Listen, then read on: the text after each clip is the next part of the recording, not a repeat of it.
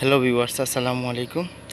আপনারা সায়ন নির্বাচন করার সময় এই ধরনের একটা ফুটা ফুটা ভাব যদি দেখেন সায়নে, তখন আপনারা এটা কালেক্ট করবেন।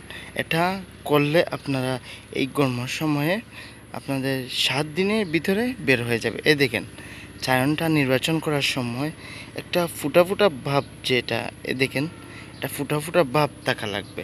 তখন এটা আপনারা সংগ্রহ করতে পারবেন। আম কলমের ক্ষেত্রে এটা হইল খুবই গুরুত্বপূর্ণ একটা বিষয়। এই দেখুন, আপনারা নিজেরা দেখেন সায়ন কিভাবে আপনারা আলাদা করবেন। এই দেখেন, এই পাতাগুলো কিভাবে ফেলে দিবেন। একটা আপনারা কোনো একটা কিছু দিয়ে এরকম পাতা ফেলে দেওয়ার পর এই দেখেন সায়ন আপনাদের নির্বাচিত হয়ে গেল। দেখছেন, সায়ন আপনাদের এখন হয়ে গেল এই ধরনের।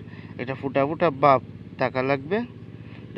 এরপরে আপনারা যদি কলম করেন, দেখবেন আপনাদের কলমের সফলতা পাবেন। কমসে কম আপনারা একটা সায়ন রাখবেন 6 ইঞ্চি।